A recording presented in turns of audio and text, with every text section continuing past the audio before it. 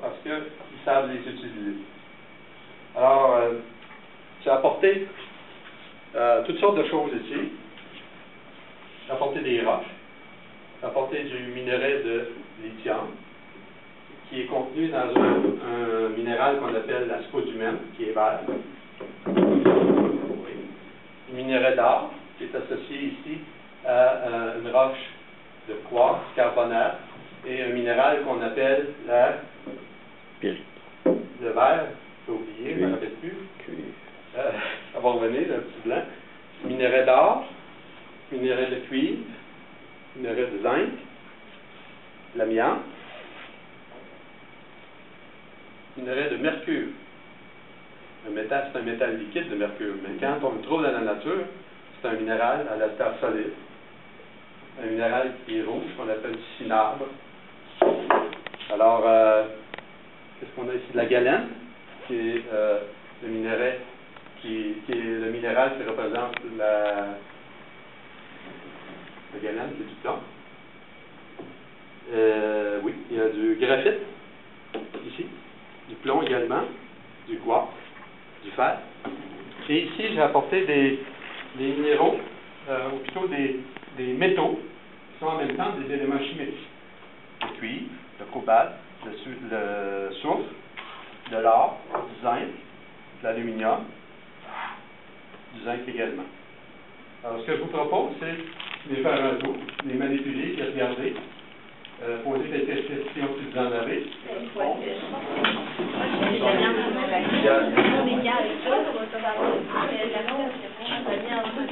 L'amiante, oui, c'est ça.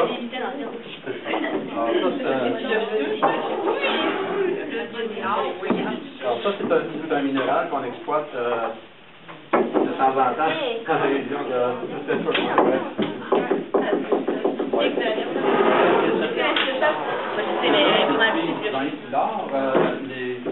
ça s'en est. On a déjà aussi des mines, vous voyez même pas l'or. Tellement il n'y en a pas beaucoup. Parce que je vais vous montrer dans un laboratoire tantôt. Une mine, pour qu'elle soit rentable, c'est parce qu'on l'a analysé. Une mine, pour qu'elle soit économique, non, ça va renfermer à peu près 10 grammes d'or à la tonne. Une tonne de roche, c'est un bloc de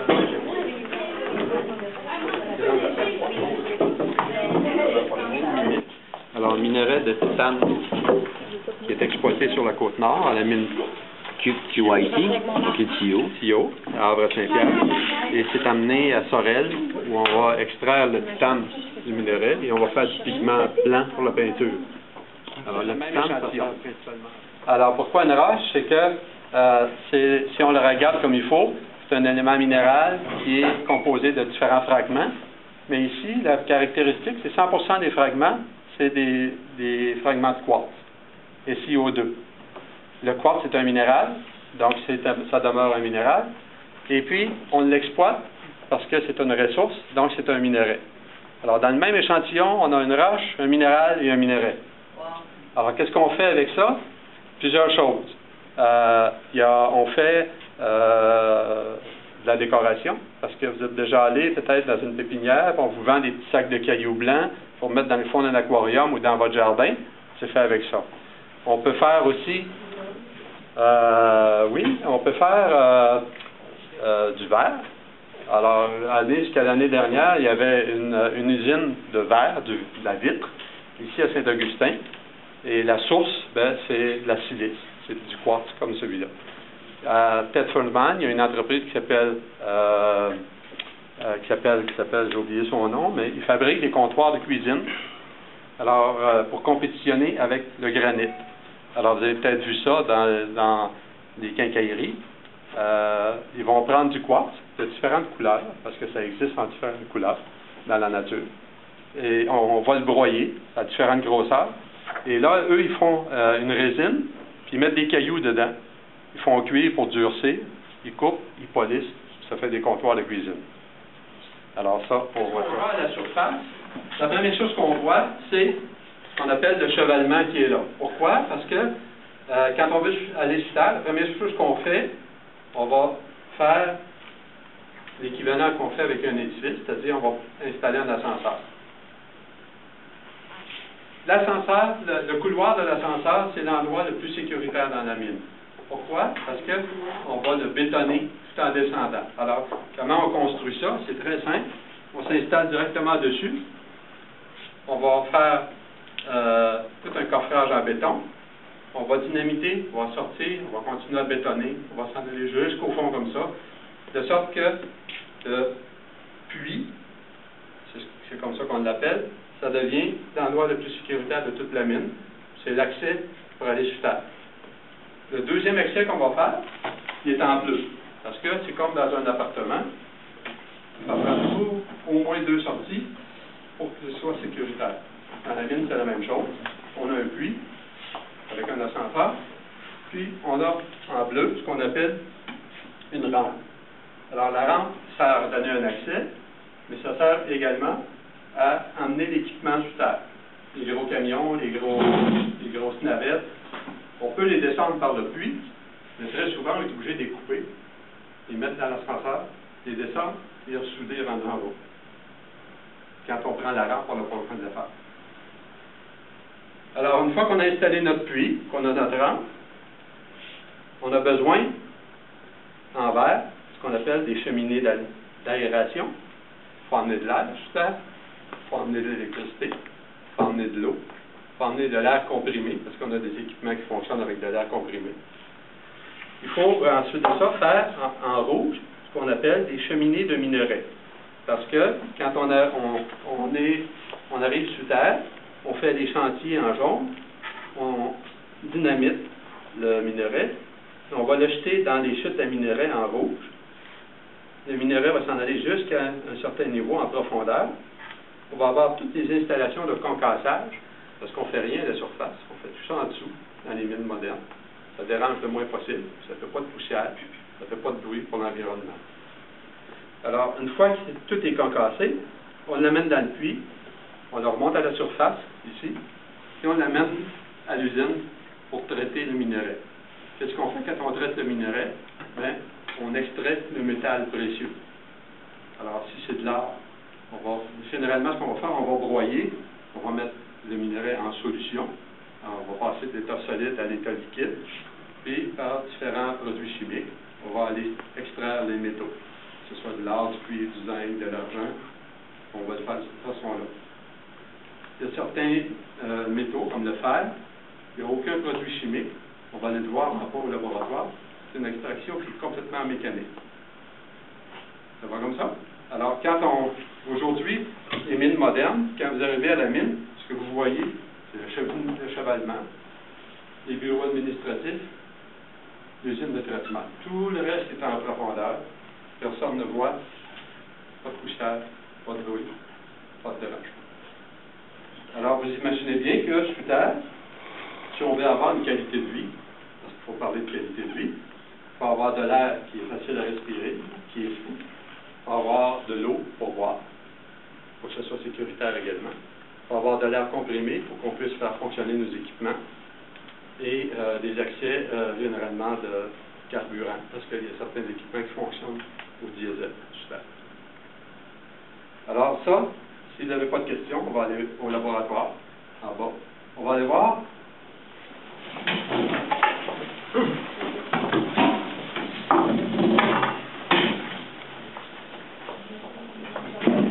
Oui, ici à votre droite.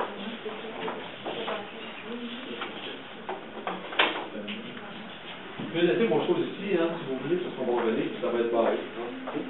C'est sécuritaire. Si vous avez des choses à laisser, vous pouvez les laisser. Oui, on est là.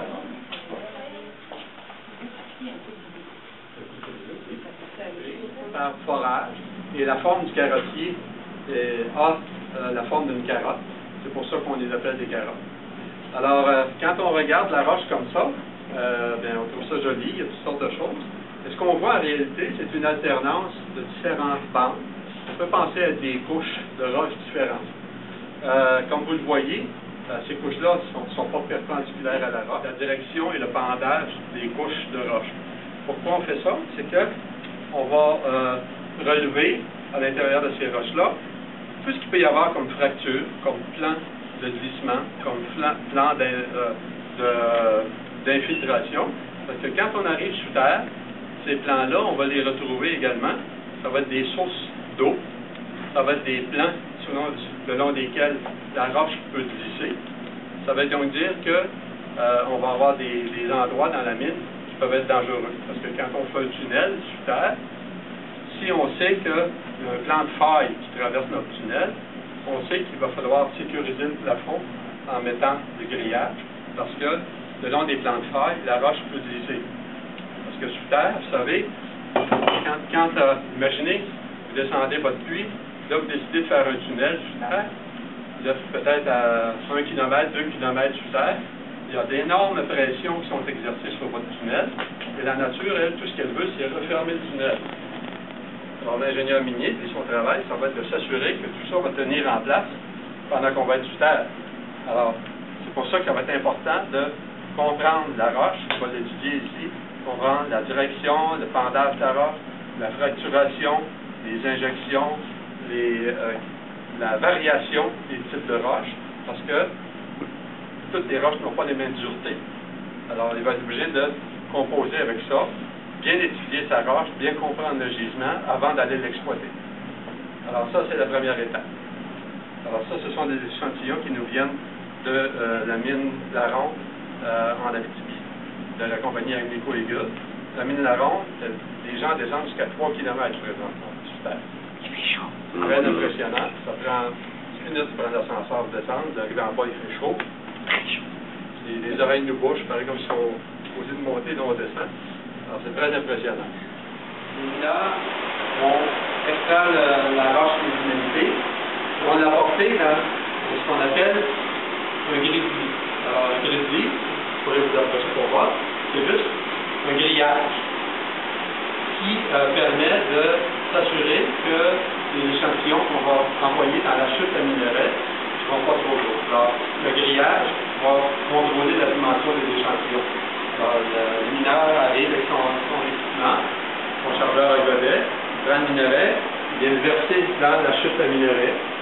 Les morceaux qui sont trop gros, on va avoir un marteau pneumatique, on va casser les morceaux trop gros pour qu'ils puissent passer dans le grizzly. Alors, quand on est passé dans le grizzly, on commence l'étape de concassage. Alors, on prend l'échantillon.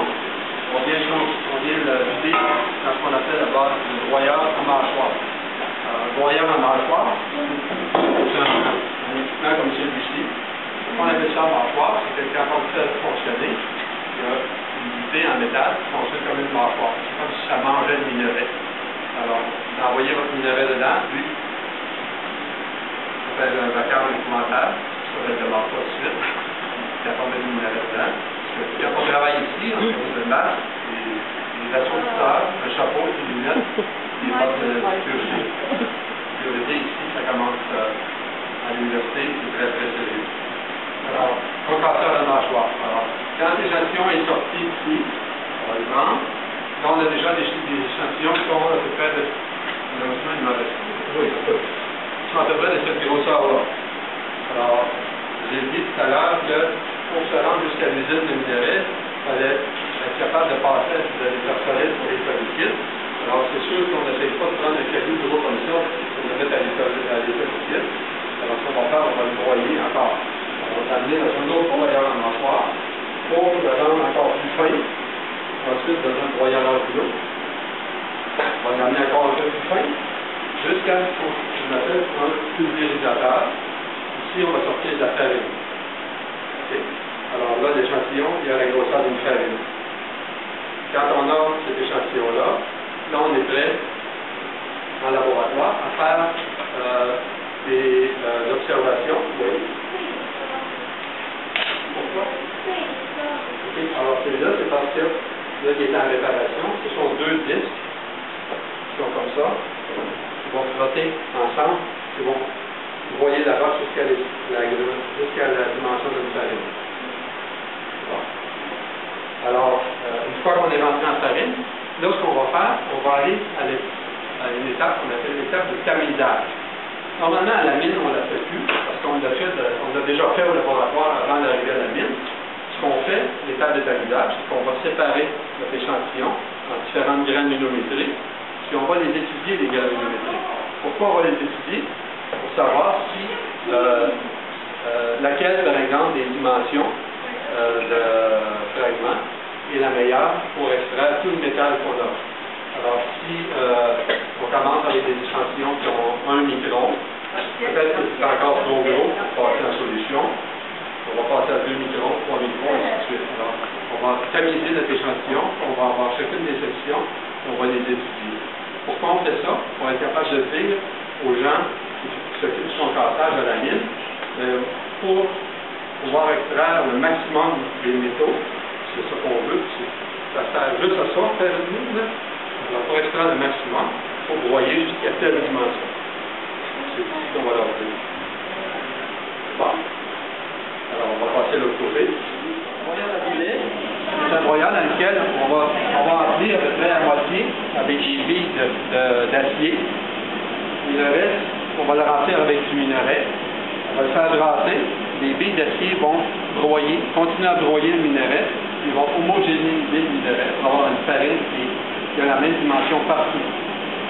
C'est très important. Si on prenait un exemple, un minerai de diamant, le minerai de diamant, il n'y a aucun traitement chimique du minerai. Tout est mécanique. Alors, il faut trouver le moyen de casser la roche sans briser les diamants qu'il y a dedans. Pensez à ça. Alors, il faut trouver la bonne fraction de broyage pour ne pas briser les diamants. Okay? Puis dans une mine de diamants, la valeur, ce qui donne la valeur au minerai, ce sont les gros diamants. Alors, on va avoir une mine de diamants en 2013, qui a été trouvée entre autres par la compagnie Socan. Moi, je travaillais là avant d'arriver ici.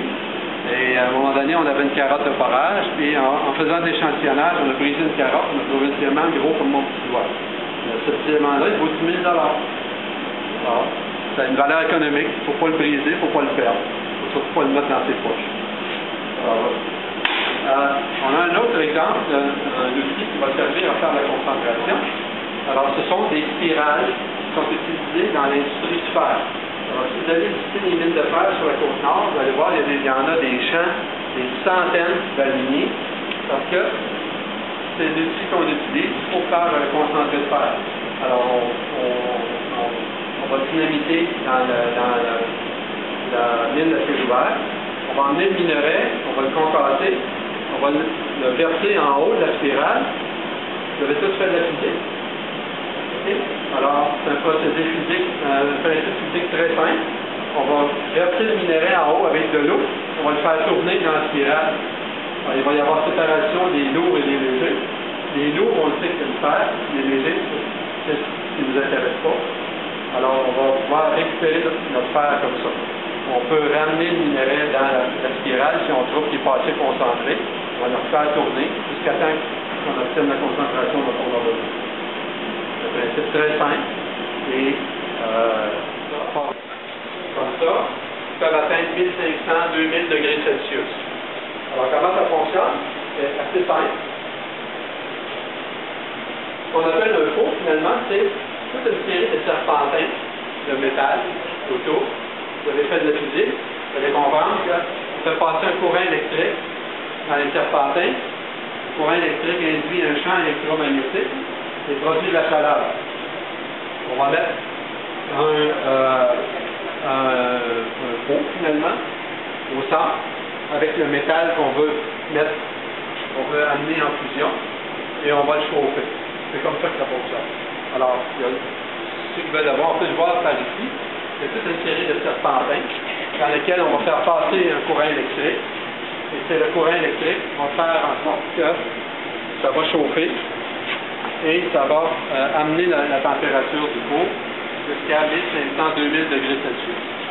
Le métal avec cette chaleur-là pour avoir un contenant. Alors, on peut avoir, c'est ça. Alors, ça prend des contenants en acier spéciaux ou en graphite. Très souvent, c'est en graphite. C'est ça qui va résister le plus. Alors, ici, nous, on travaille beaucoup avec l'aluminium, on travaille avec de l'acier, on travaille avec du magnésium.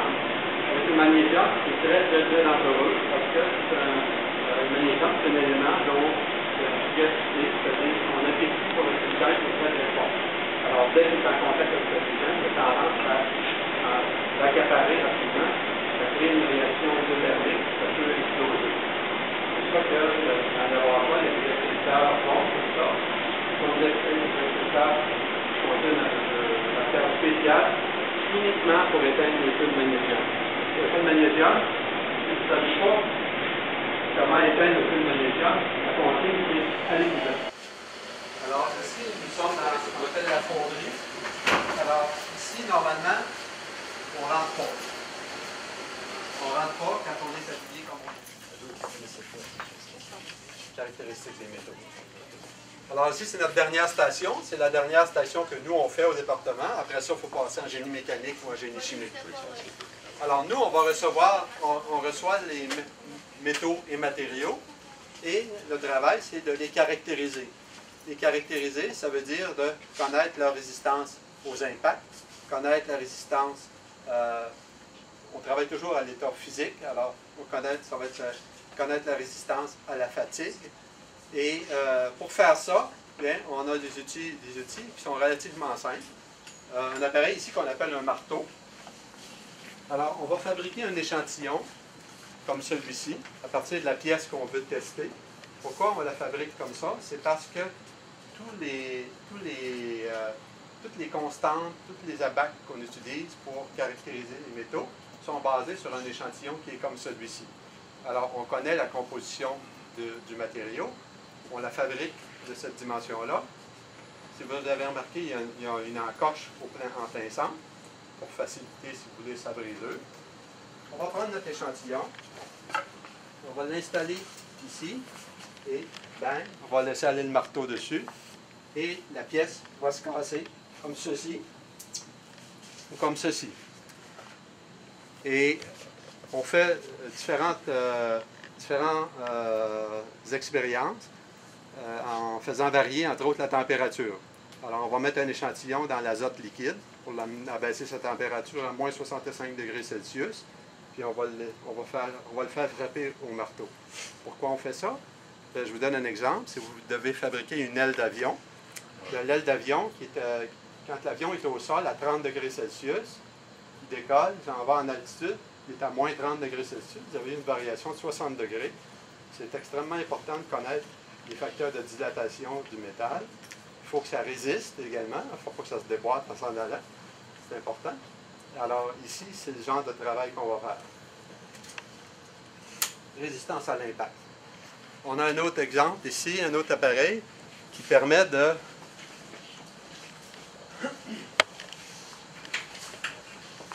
Alors on fabrique ce qu'on appelle encore une fois des éprouvettes. Alors on donne une forme à un échantillon, comme ceci. Et on veut connaître la résistance du matériau à l'usure. Alors ce qu'on va faire, on va l'installer sur un appareil, on va l'étirer, on va le compresser, on va l'étirer, on va le compresser, on va l'étirer jusqu'à temps qu'il casse, pour établir sa courbe de déformation et son point de rupture. À quoi ça sert? Je vous donne un exemple. Vous êtes déjà passé sur un pont. Un pont, c'est tout fabriqué en sections. Il y a une pièce de métal qui réunit chaque section. À chaque fois que vous passez sur le pont, qu'est-ce que ça fait? Baboum, baboum. Faites ça. 1000 voitures à l'heure qui font baboum, baboum. À un moment donné, la pièce fait crack. Vous comprenez? Alors, un exemple simple. C'est à quoi ça peut servir. C'est pour ça qu'ils changent les joints de temps en temps. C'est ça, exactement. Je vous ai dit qu'on travaillait sur les métaux, mais sur les matériaux dans leur ensemble. Alors, on a un bel exemple ici. Les denturologistes, des fois, ils nous envoient des dents. Ils nous donnent un exemple. Ils disent, ben voici, j'ai reçu des nouvelles dents, puis je voudrais savoir comment ça se comporte aux variations de température, aux variations de matériaux de dureté différentes. Si vous croquez une noix avec la dent, c'est la noix qui doit casser, pas la dent. Alors, il faut connaître les paramètres de dureté de la dent. L'année dernière, on a fait une expérience assez amusante. Il y a des gens des îles de la Madeleine qui sont venus nous voir. Ils élèvent des huîtres. Et puis, ils ne comprenaient pas pourquoi les huîtres du côté nord croissaient très bien. Ils avaient de très belles récoltes. Et quand ils arrivaient vers le sud, ils avaient beaucoup de difficultés. Les huîtres étaient beaucoup plus petites et ça donnait des moins bonnes récoltes. Alors, on s'est aperçu, en faisant des tests de dureté, les coquilles des huîtres du côté nord étaient plus dures que les coquilles des huîtres du côté sud. Et que par conséquent, les crabes et les homards n'étaient pas capables de casser la coquille du côté nord, alors qu'ils allaient les manger du côté sud. Alors, juste en étudiant les caractéristiques physiques des matériaux, on a trouvé la réponse à leur problème. Et puis, il n'y avait pas grande solution parce que c'est la composition, la dureté de la coquille, c'est lié à la composition de l'eau. Et ben là, il faut juste changer l'emplacement. Donc, côté sud? Côté sud, c'est pas bon. Voilà, ça complète ma présentation d'aujourd'hui. Je ne sais pas si vous avez des questions, si c'est des choses que je vous ai montrées trop rapidement, si c'est des choses que vous voulez revoir. S'il n'y a pas d'autres questions, on va remonter, prendre vos choses au local 1763 et on va refaire le chemin inverse pour vous reconduire jusqu'à l'entrée principale. Merci beaucoup. Merci beaucoup. Merci. Merci à vous.